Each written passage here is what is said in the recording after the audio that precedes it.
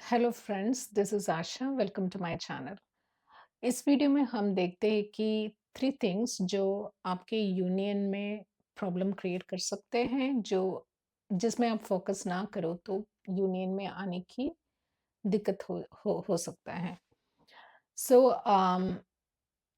जब आप अपनी जर्नी को प्रायोरिटाइज नहीं कर रहे हैं, कि जब आप अपने को प्रायोरिटाइज नहीं कर रहे हैं, या आप जर्नी के बदले, इनर वर्क के बदले आप फैमिली या चिल्ड्रन या मतलब अपने वर्क या जो भी चीज़ें हैं उसको प्रायोरिटी दे रहे हैं।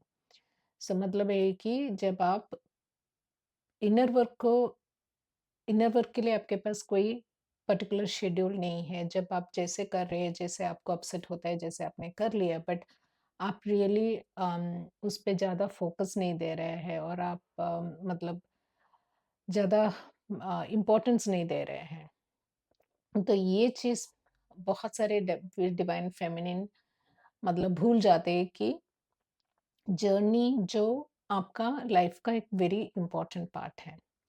कहीं न कहीं आपको ऐसे फ़ील होता है कि हाँ, कुछ अपसेट्स है और मैंने हील किया और मैं अभी मुझे ठीक फ़ील कर रहे हैं, तो काफ़ी लोग उस अच्छी फ़ीलिंग में बैठ जाते हैं। बट कभी भी ये नहीं सोचता है कि मतलब जर्नी का मतलब इट्स बहुत इम्पोर्टेंट पार्ट है अपने लाइफ में, बल्कि वो दूसरे चीज़ों पे ज़्यादा ध्यान दे रहे हैं, कि अगर आपके बच्चे हैं तो बच्चों में भी ज़्यादा ध्यान देते हैं या फोकस देते हैं, या फैमिली पे देते हैं, या अपने काम को देते हैं। हाँ, ऑफ कोर्स आपका वर्क इम्पोर्टेंट है, क्योंकि डेफिनेटली बिकॉज़ आपका इनकम वहाँ से आ रहा है, आपका लाइफ का काफ़ी सारे प्रॉब्लम्स वर्क से सॉल्यूशन मिल जाता है फॉर डेफिनेटली, बट इसका मतलब ये नहीं है कि आप इनर वर्क को या इस जर्नी को सेकंड प्रायोरिटी करें। क्योंकि अगर जब भी सेकंड प्रायोरिटी दोगे जर्नी को, तो आप इस जर्नी में आगे बढ़ना थोड़ा मुश्किल हो जाता है। मैंने कई बार अपने जर्नी में देखी हूँ कि जब भी मैंने चीज़ों को सेकंड प्रायोरिटी दिया है जर्नी का, अ, बट मैं काफ़ी मतलब ब्लॉक्स वगैरह हील करने में I am like very very thorough and very committed.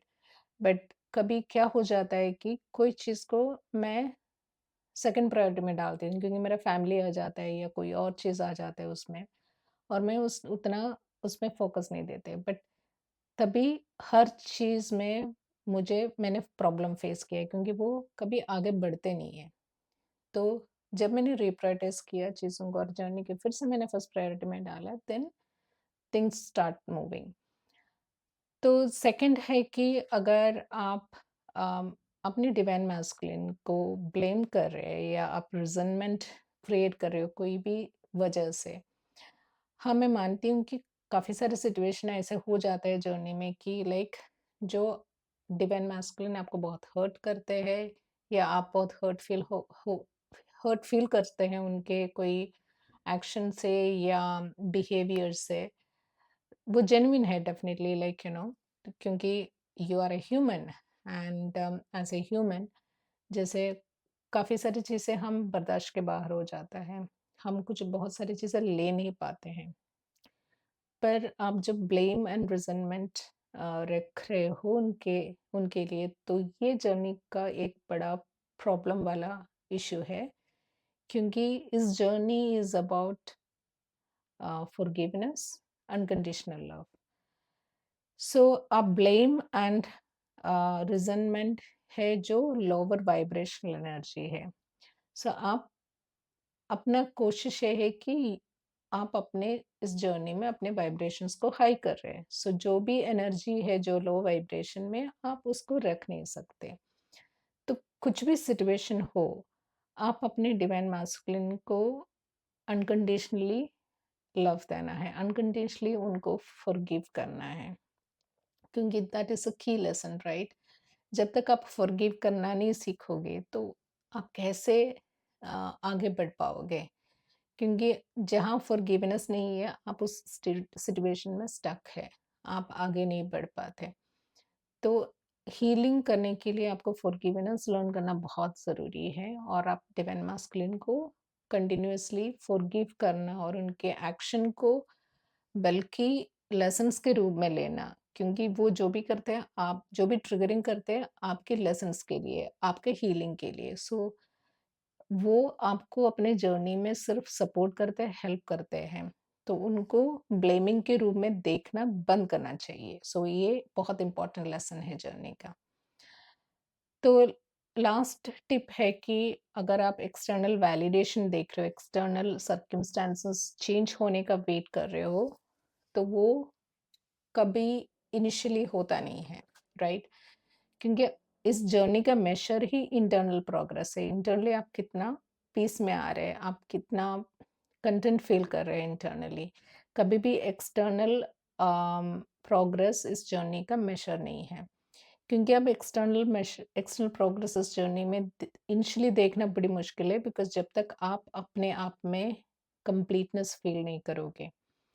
तो आप अपने हर्ट और पेन और जो भी सफरिंग्स है उसको जैसे आप हील करते आओगे, सो आपको खुद अंदर चेंजेस फील होगा। So always your measure of इस जर्नी का मेजर है कि आपका पीस, आप पीस को कैसे मेंटेन करते हैं, कितना पीस में रहते हो, कितना अपना सेल्फ केयर करते हैं, कितना खुद में खुश रहते हैं। कभी भी सिचुएशन और बाहर का जो सिचुएशन है वो कभी भी मेजर्स नहीं होता। हाँ, कई बार यही होता है कि हम कितना भी इनर वर्क करें, बाहर कुछ चेंजेस नज़र नहीं आते हैं। क्योंकि बाहर चेंजेस आने में वो टाइम लगता है, क्योंकि आप इस जर्नी में आपको अवेयरनेस है, आपके पास स्पिरिचुअल टूल्स है करने के लिए, पर आपके डिवाइन मास्कुलिन के पास नहीं है। वो इसको काफ़ी तरीके से लॉजिकल वे में देखते हैं। तो उनको उसको रियलाइज़ेशन आना, मतलब आपको रियलाइज़ेशन आना कि जर्नी एक्चुअली क्या है? जर्नी कैसे प्रोग्रेस होता है, ये जब तक आपको रियलाइजेशन नहीं आएगा, उनको रियलाइजेशन नहीं आएगा। जब तक उनको रियलाइजेशन नहीं आएगा, आप उस एक्सटर्नल सर्कमस्टेंसेस का चेंजेस नजर नहीं आओगे, राइट? क्योंकि एक्शंस उनकी तरह से भी लेना है एक्सटर्नल रिजल्ट्स के लिए।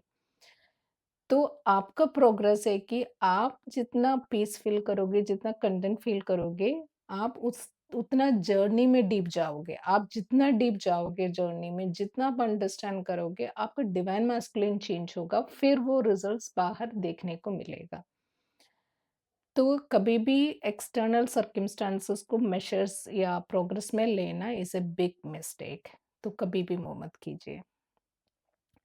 सो ये जर्नी जो है डेफ़िनेटली डिफ़रेंट तरीके से हैंडल करना है। आप सोलमेट की तरह इसको कभी भी ले नहीं सकते। काफ़ी उतार-चढ़ाव इस जर्नी में होता है, मैं जानती हूँ, मैं भी उसमें गो थ्रू की हूँ ऑलरेडी, और जर्नी को समझने में भी मुझे काफ़ी वक़्त लगा। पर जैसे समझ पाई तो मैं अपना एक्सटर्नल सर्कमस्टेंसेस में भी चेंजेस देखने लगी हूँ। तो अगर आपको कभी भी अकेले इस जर्नी को पार करने की ज़रूरत नहीं है, हमेशा एक असेंशन कोच की हेल्प ले सकते हैं, क्योंकि जब कोच आपको हेल्प करते हैं तो काफ़ी सारे डीप ब्लॉक्स जो है उसको हील करने में काफ़ी मदद हो जाता है। कभी अकेले करने में क्या होता है कि हम आइडेंटिफ़ाई नहीं कर पाते हैं कि क्या डीप ब्लॉक है जहाँ मैं जा नहीं पा रही हूँ।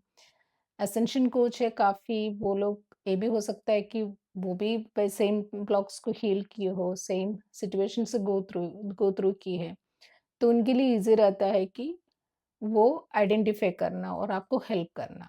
और ऊपर से लाइक कोच का ये होता है कि उनको एक जर्नी का अंडरस्टैंडिंग होता है। जर्नी वो ऑलरेडी समझ चुके होते हैं, तो आपको सफ़र करने की ज़रूरत नहीं है, आप एक असेंशन कोच का हेल्प ले सकते हैं। और मैं एक असेंशन कोच हूँ ट्विन फ्लेम यूनिवर्स की तरफ से, और मैं आपको सपोर्ट कर सकती हूँ, हेल्प कर सकती हूँ, और देख सकते हैं कि आपका जर्नी कैसे चल रहा है और हमें कैसे इसको हील करना है और प्रोग्रेस में लेके आना है। तो अगर आपको हेल्प चाहिए तो कमेंट कीजिए, या नहीं तो मेरे वेबसाइट चेक कीजिए, आप एक इंट्रो सेशन बुक कर सकते हैं। So will see you in the next video, so take care.